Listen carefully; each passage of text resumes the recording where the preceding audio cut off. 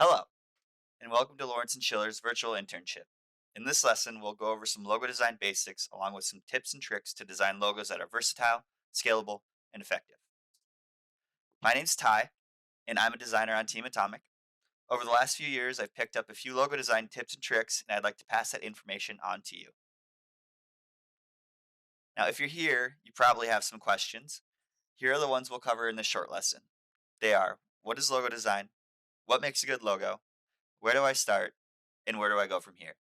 At the end, I'll give you a prompt to design a logo with what you've learned here today. The first question is, what exactly is logo design? Well, firstly, a logo is the distillation of everything a brand stands for and their history all into one simple mark. It's the first piece of their broader brand puzzle. Logo design is an art, but not totally. While logo design definitely takes artistic skill, a logo itself isn't necessarily art. Art is a form of personal expression, meant to be appreciated for its beauty or emotional power. Logos are a form of design, and design solves client problems. Clients are goal oriented, and so too is their logo. And that leads us into our next topic. What makes a good logo? In order to make sure that your logo accomplishes your client's goals, whatever they may be, a logo needs to align with the company's vision, distinguish itself from the competition, be clearly recognizable at all sizes and on all mediums, and extend seamlessly throughout the company and their marketing materials. If that's a lot to remember, all of these can be boiled down into one easy to remember word: versatility. As long as versatility remains top of mind throughout your logo designing process, you'll be cranking out awesome logos like this in no time. You might be thinking, yeah, words and definitions are fine, but how do I actually start designing awesome logos? What follows is a pretty typical logo design process to get you started. One is information. The fun stuff can't happen without a little legwork. In order to design a successful logo, you need to do a little research about who you're designing for and what they're trying to achieve. Then you want to dig a little deeper into the market they occupy, their brand story and personality, and just get a general feel for the business itself. If your client didn't provide this in a creative brief, you can come up with a questionnaire for them so that you can effectively accomplish step two: inspiration. It gets a little more fun from here on out. It's time to dig around and be inspired. Visit sites like Pinterest, Dribbble, and Behance. Walk around your downtown and look at the graffiti. Visit the company's place of business and find some cool patterns on their walls. Inspiration comes from the most random places sometimes. It's up to you to find them. 2.5. Make sure to take breaks. Let your subconscious do some work. Sometimes in the creative field, we think too much. Sleep on it. You'll be surprised at the problems you can solve if you give yourself the time to incubate. Step 3 is sketching. Step 3 is where you combine inspiration with information. Put pen to paper and sketch as many thumbnails as you can while keeping versatility in mind. Does it scale well? Will it look right in black and white? Will it look as good on a polo as it will on a billboard?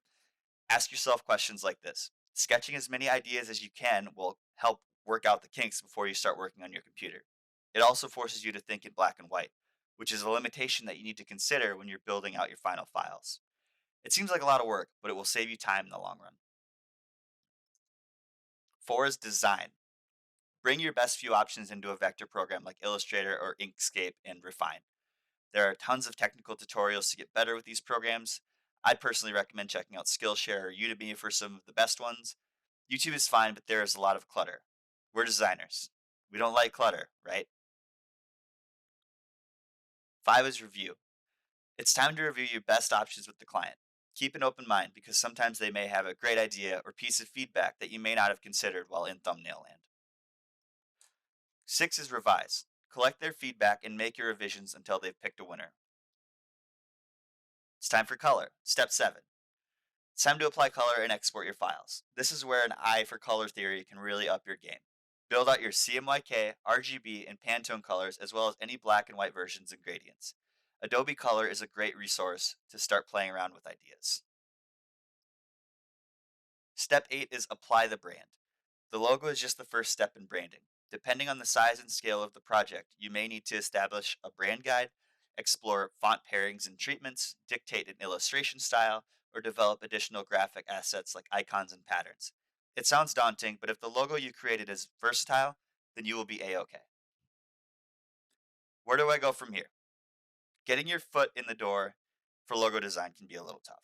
It's very competitive, and everyone and their uncle thinks they can do it. Here are a few suggestions to make sure you're cut above the rest. A really good way to start is to complete online design prompts or logo design challenges. It's one of the best ways to practice the logo process without the external pressure of a client. Sharpen.design is a good resource for design prompts of all kinds. If you're looking to start designing logos but aren't sure what to make, this is a great way to flex your creativity and come up with some great portfolio pieces. If you feel like your technical skills are up to snuff, try a daily logo challenge. It's a great way to try a variety of styles for a bunch of different clients.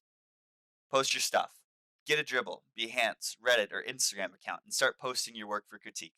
It's a great way to get feedback and also promote your style to potential clients. Now, not every designer is great at drawing. However, drawing is still vitally important in the logo design process. You don't have to be a photorealism expert, but even being somewhat adept at doodling can really up your game and even assist in developing your own style. Drawbox.com is a good resource to learn the drawing basics. Develop a style. Pull bits and pieces from your inspiration sessions and develop your personal style. Trends are fun, but as long as there is a you behind your work, being able to specialize in a particular style is a great way to get recurring work and potentially a full time job. Practice. Everyone's favorite word. But practice really does make perfect. You likely won't love what you make at the start, but having a critical eye and putting pencil to paper and practice to pixels will take you much further than you think. A good way to figure out what you're about is to brand yourself. That brings us to your challenge. Put your client hat on. Write yourself a brief. Who are you? What do you want to be? What kind of work do you want to do? What kind of customers are you trying to capture? Turn that hat around. Now you're the designer. Create yourself a logo. Add some flair, keep it versatile, and share it with us. Here's mine. I hope I've helped you as you begin your logo design journey. Feel free to get in touch if you have any questions or want someone to take a peek at your portfolio. Thanks.